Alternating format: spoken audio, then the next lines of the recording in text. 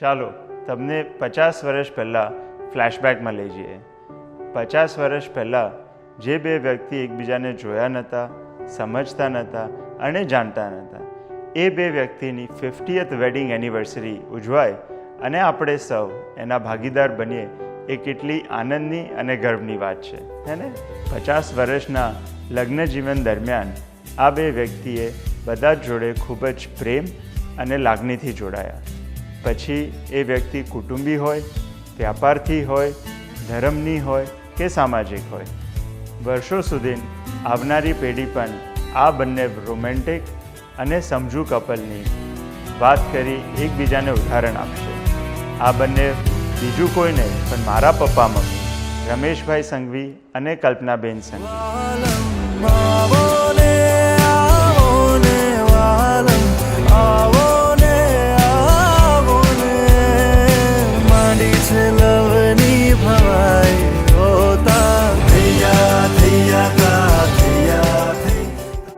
ચાલો તો શરૂઆત કરીએ. સૌથી મોજીલા, સૌથી વહાલા, સૌથી ધમાલી એવા મારા કોચ, મારા વહાલા પપ્પા. પપ્પાનો જન્મ જૂના ડીસામાં 1949માં થયેલો. એમના પિતાનું નામ શ્રી રવચંદભાઈ સંઘવી અને એમની માતાનું નામ ચંચીબેન. પપ્પા જ્યારે નાના હતા ત્યારે એમને ગિલ્લી દંડા રમવાનું, નદીમાં નહાવા જવાનું, દોસ્તારો જોડે રમવાનું એમને ખૂબ જ ગમતું હતું. એટલે એમનામાંથી આ બધું અમારામાં પણ આવ્યું. એમને ડીસામાં જ ભણવાનું પૂરું કર્યું. ખાલી 17 વર્ષની ઉંમરે તે સુરત આવ્યા. સુરત આવીને હીરાના ઉદ્યોગમાં એવું ઝંપલાવ્યું કે બધાની લાઈફ માટે રિયલ હીરો બની ગયા. તો આ થઈ થોડીક પપ્પાની વાત. ચલો હવે મમ્મીની વાત કરીએ. 1955માં પિતા રમણીકભાઈ વડેચા અને માતાજી મંગુબેનના ત્યાં એક દીકરીનો જન્મ થયો.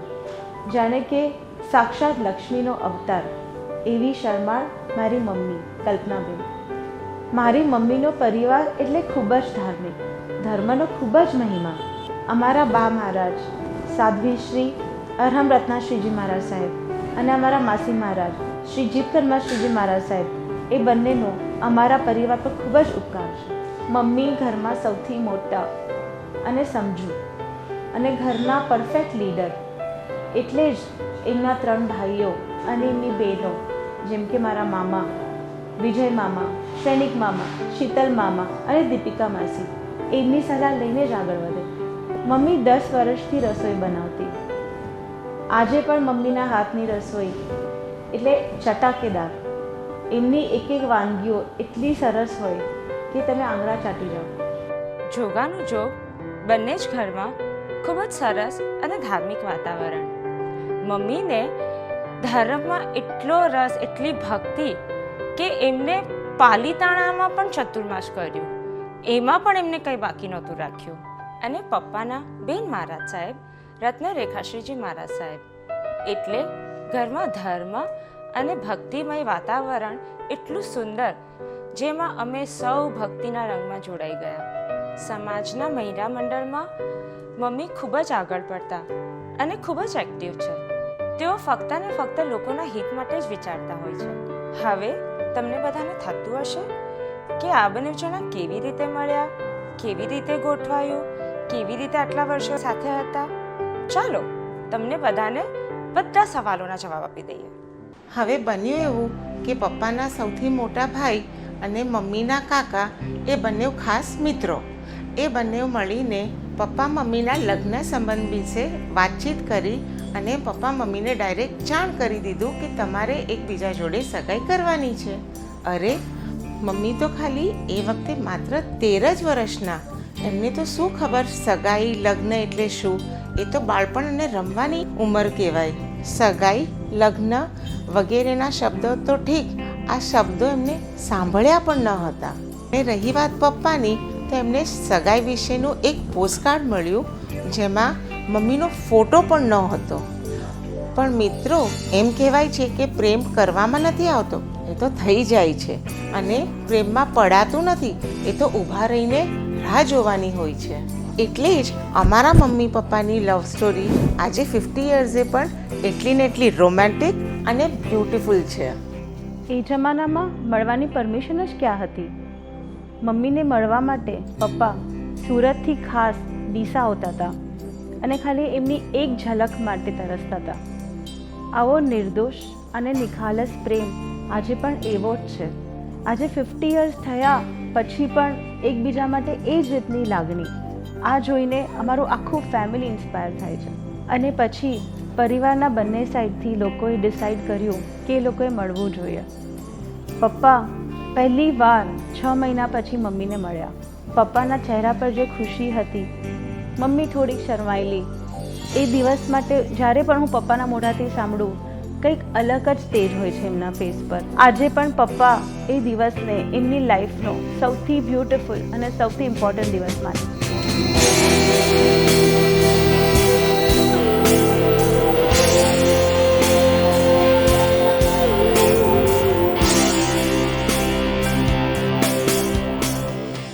હવે તો બંનેનું ઓફિશિયલી નક્કી થઈ ગયું, પણ એમાં પછી બંનેની પરીક્ષા લેવાઈ. પપ્પા મમ્મીના લગ્ન અને સગાઈનો વચ્ચેનો ગાળો તમે જાણો છો કેટલો છે? 1 વર્ષ 2 વર્ષ નહીં, પણ 6 વર્ષ. ધન્ય છે એમની પેશન્સને. Hats off mummy papa. બંને વચ્ચેનો પ્રેમ અને એક્સાઇટમેન્ટ એવો કે છુપાઈને મળે, અને બોલો જાણે કે મળ્યા વગર એમને ચાલે જ નહીં.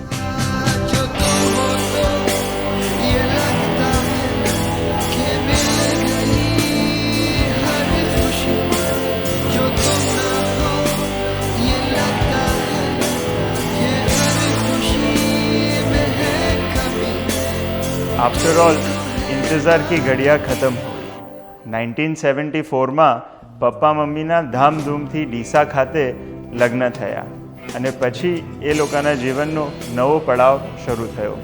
બંનેનું ફેવરેટ ડેસ્ટિનેશન એક જ, માઉન્ટ આબુ. એટલે લગ્ન પછી બંને ત્યાં આગળ ફરવા ગયા. અને પપ્પાને ફોટોગ્રાફીનો ખૂબ જ શોખ.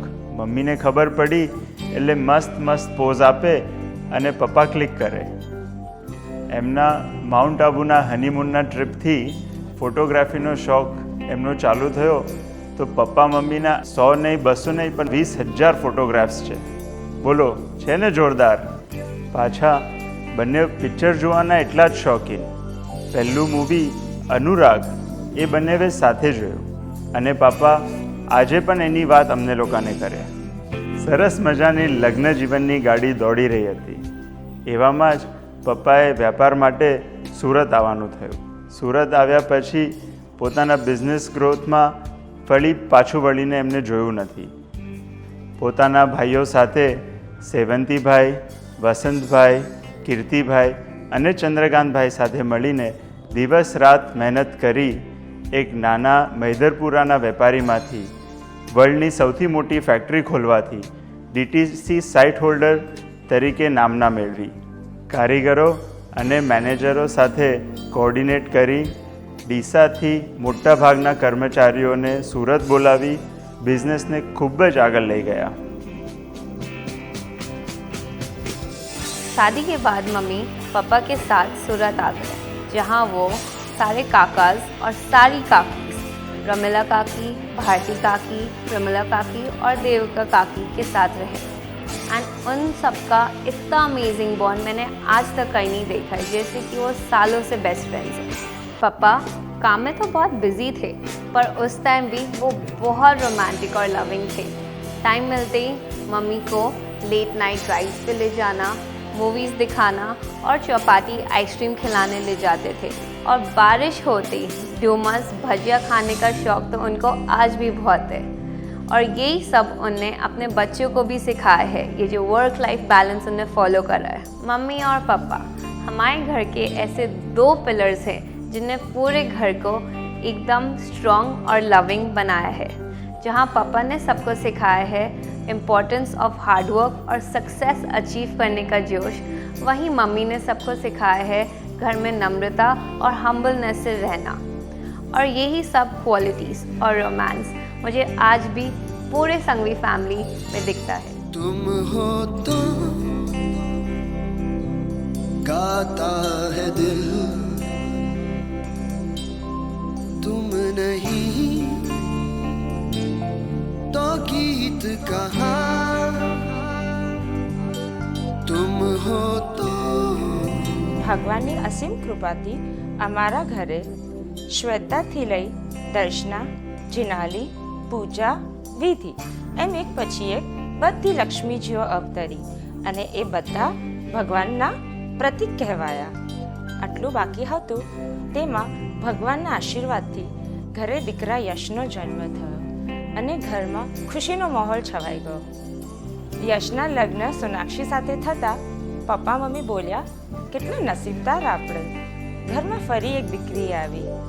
અને સોનાક્ષી અમારા ઘરમાં દૂધમાં સાકર ભળે તેમ ભળી ગઈ. ये जिंदगी